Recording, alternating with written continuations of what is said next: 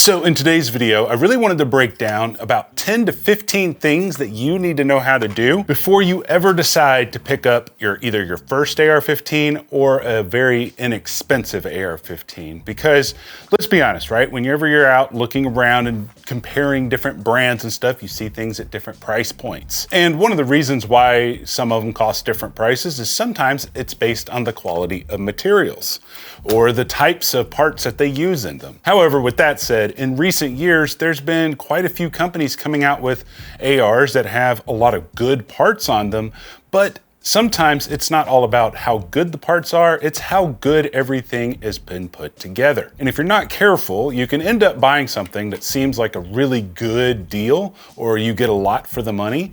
But if you don't know how to check whether or not it's been assembled correctly, then that gun could potentially either have a malfunction that is like a catastrophic failure, or it could just wear out really quickly. And I want to go over the 10 to 15 things that you need to know how to check. Additionally, in this video, I will have a list for everything I'm talking about. That way you can find some of the stuff at your leisure. Best way to find that is the first link in the description. I'll pin it down in the comment section. And to be really honest with you guys, this isn't something that you should just check on inexpensive ARs. I actually go through all of these things whenever I'm inspecting a higher end AR-15 that I got in to do testing and review with. Honestly, doing this has saved my butt many, many times. So number one, you need to know how to check your barrel extension alignment. Let me show you what I mean real quick. So one of the easiest ways to make sure that your barrel extension isn't messed up is to simply visually inspect it. And I'm gonna zoom you in. So we're gonna be looking right here. And if you notice, this chamber and these feed ramps right here are in perfect alignment. And what you're gonna visually check for is if it's twisted one way or the other, it's like kind of out of whack. And we'll talk a little bit more about what to do if that is the case. But just because it looks visually aligned, that doesn't always mean that it is. And there's a couple of ways that you can test if it is actually in alignment or not. And so the way we're gonna test this out is we're gonna take our charging handle, put it into the upper. We're gonna take our bolt carrier group and put it into the upper, okay? And what we are gonna look at, we're gonna see if these teeth that are on the actual bolt carrier group right here, the lugs, we wanna see if they are gonna make contact with the edges of this chamber. Because as you can see, when this goes into place right here, it actually goes between the teeth. If you notice that, let me twist it a little bit, see if I can make it fail. Well, on this one, I can't make it fail, but sometimes you might see the teeth that are hitting on one side or the other. And that could mean that this barrel nut was over torqued or it's out of alignment, and that might not be a good thing. Another way you could test this that's a little bit more precise than just using your bolt carrier group is to use one of these. These are the Midwest Industries upper receiver rods. This is how your barrel should have been installed, but not all manufacturers are going to use these. And the thing about the Midwest Industries rods versus other brands, I have a few different brands of these. The thing that this one has going that most others don't is it has this thing up here called a fin or a sail. And the reason that's important is when it goes into your upper receiver, that fin will index with where your charging handle goes, and it will go right into place like so. And this is just a more precise way to check if that's actually happening or not. However, with that said, nothing is 100%. And if it touches a little bit, say with this, but not with your bolt carrier group, you might not have anything to worry about.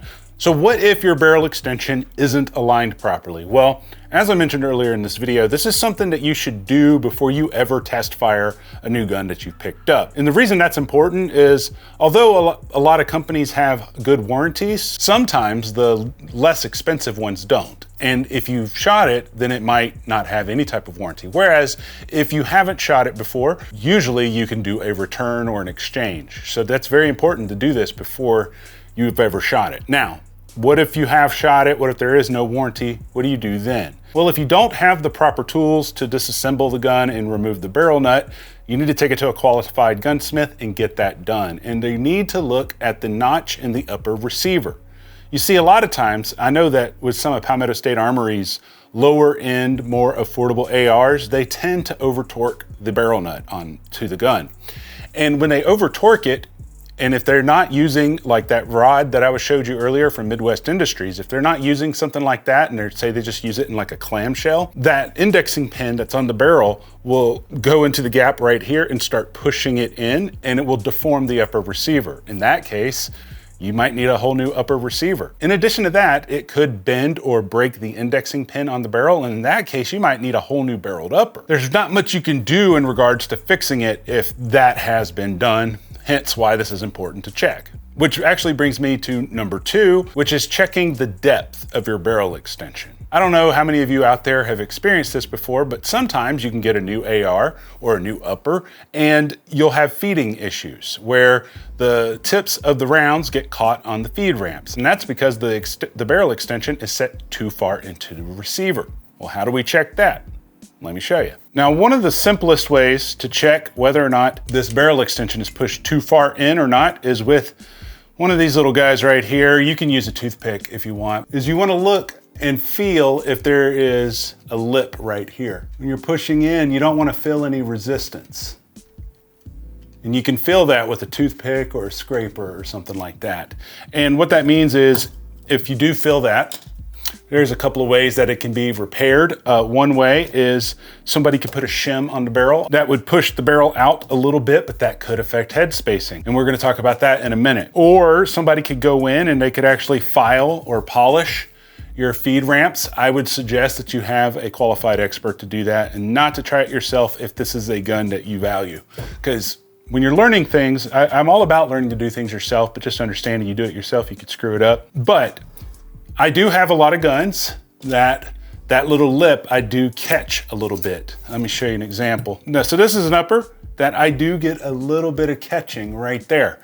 But this is an upper that I put a ton of rounds through and it has 0 cycling issues. And so I say that because just because you can catch a little bit, it's not the biggest deal in the world if your gun still cycles properly. Number 3 is very important to check, despite if it comes from a reputable company or if it comes from a no-name company that you don't know of. I really like to check this on every single gun because things can slip through the cracks despite how good a company's quality control is. And the best way to check it is with a set of gauges. Let me show you what I mean. Now, when it comes to head spacing, the easiest way to check is with a set of go and no-go gauges. And some people take it a step further and use like 3 gauges. But I think for the average person that just wants to make sure that their gun is going to be safe to run, it's just a good set of go and no-go. I'll have some info about the ones that I like over at the list.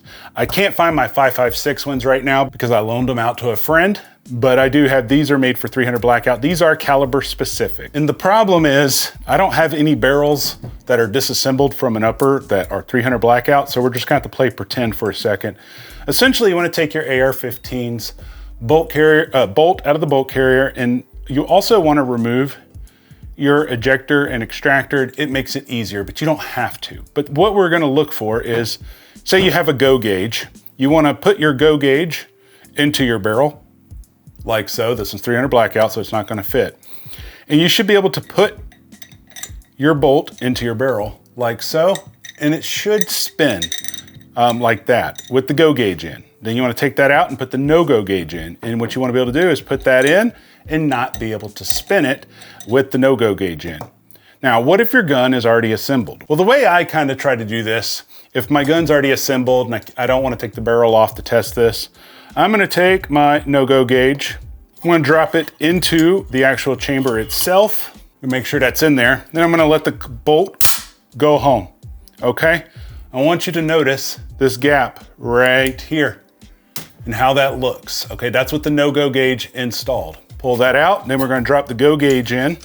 And when that is closed, you'll notice that the bolt, there's no gap right there. And so that means that it went home. Now, this isn't the most accurate way to test go and no-go gauges. The most accurate way is with the barrel removed, but if you don't have the means to do that, this is your second best option. Now, head spacing is going to be one of the most important things that we actually look at on the gun. And I do this for every single gun that I have whenever I first get it, because this is the one area, if your head spacing is off, you could get increased chamber pressures and things could explode. Now, of the guns that I currently have, I don't know how many AR-15s, it's in the 50s probably. Of all the guns that I've ever tested, I've never had one fail, but that doesn't mean that you won't get one that will fail.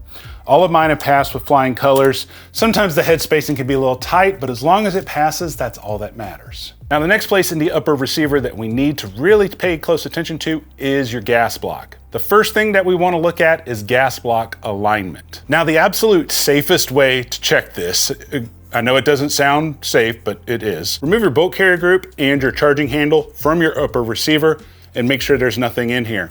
With your handguard still installed, you're gonna have to aim this at your face, but because you removed everything, you should be safe.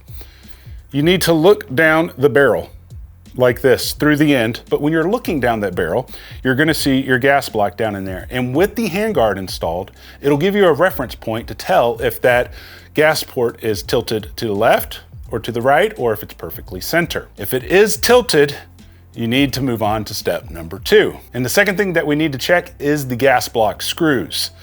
Most affordable guns that I have tested in the past, not all, but most, the gas block screws aren't typically torqued very tight enough, nor do they typically have any types of thread locker on them. Let me show you what I mean. So these are the set screws that are on your gas block. Right now, these are loose because this is a demo upper that I use to teach stuff here on YouTube. Some guns I have gotten in the past, typically on less reputable brands, these won't be torqued very tight, nor will they have any type of thread locker on them. You don't have to crank these down crazy tight, but you do want to get a good thread locker and tighten them down pretty good.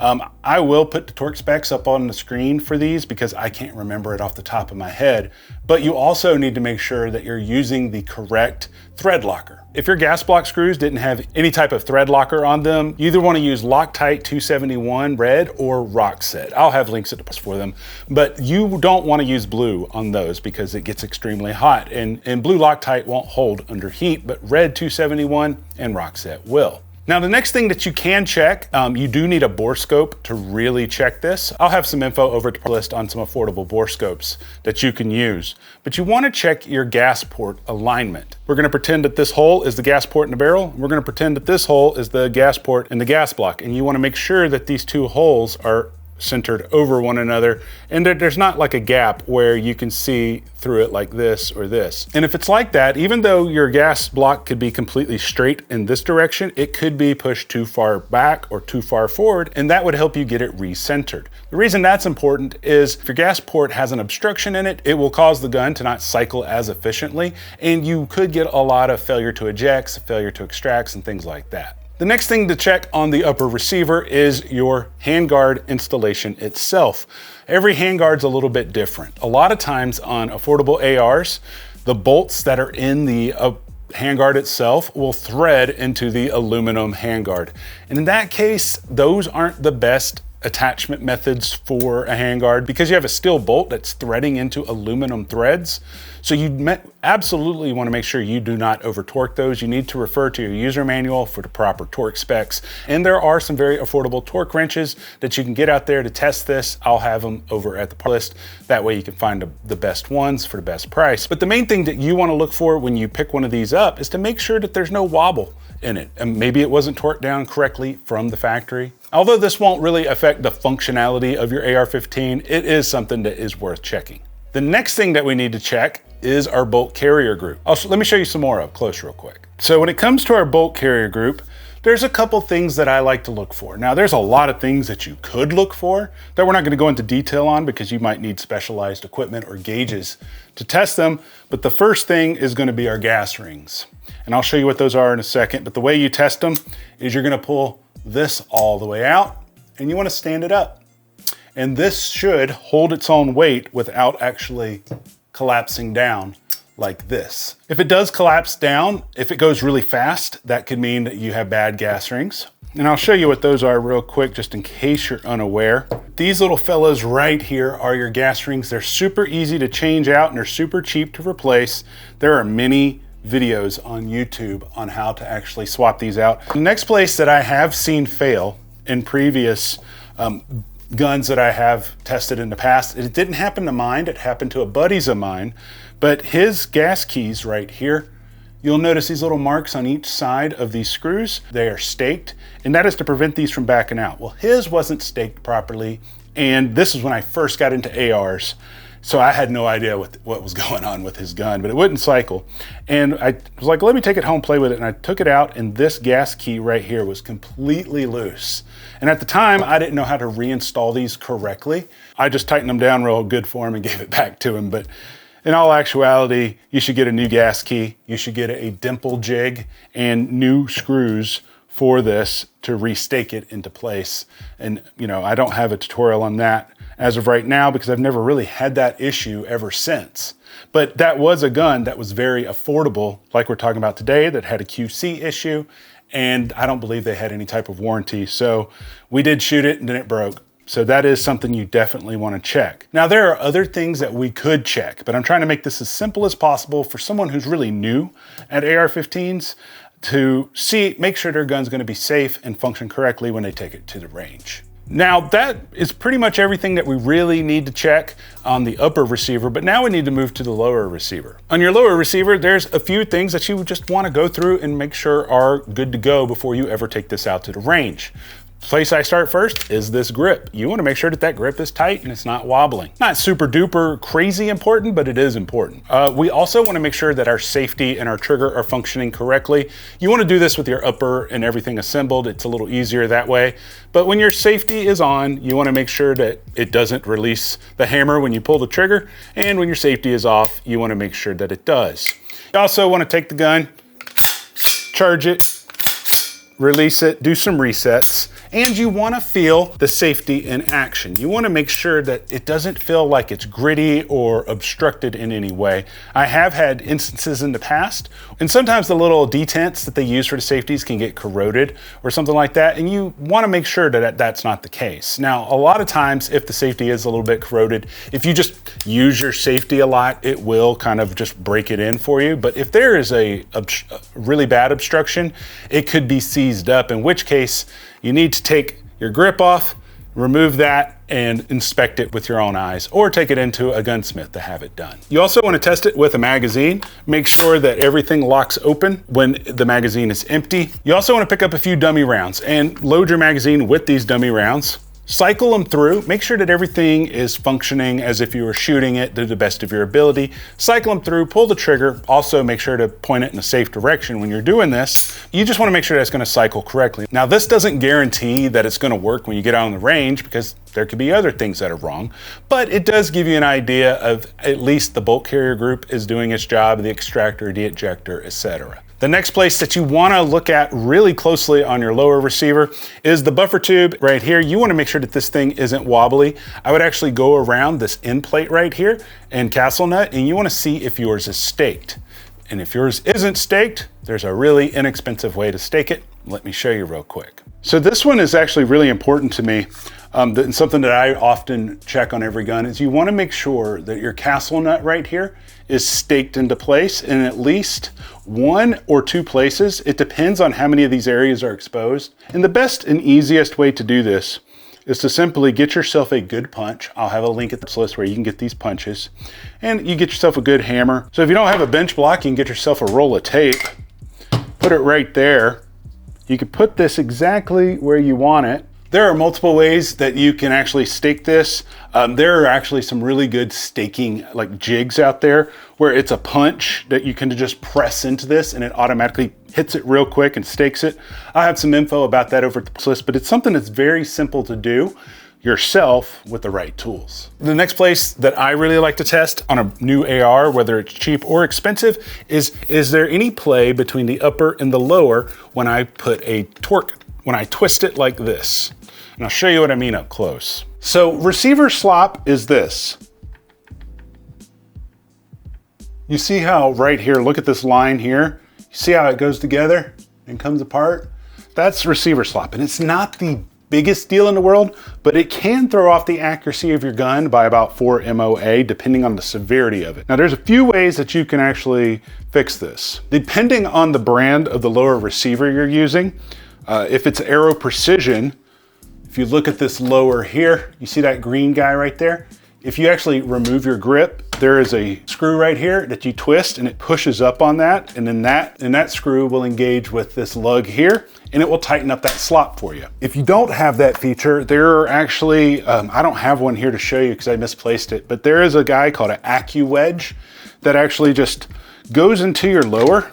It goes down into here and it acts as a shock absorber and it will fix any receiver slot that you might have. That's not the biggest deal in the world though, but I did want to include it just in case it's something that you're concerned about. Aside from those things that I just looked at right there, you don't really need any expensive tools to do this, but there are some tools that you do need, like a pick that I showed for, checking whether or not the depth of the barrel extension was too far in or not. If you don't want to get one of those, you can use a toothpick to test it because you're just looking to feel something. So you don't really need expensive tools, but there are a few tools that you will need, and I'll have more info about those over at this list. Additionally, in this video, I'm not referencing, what types of materials were used on the AR.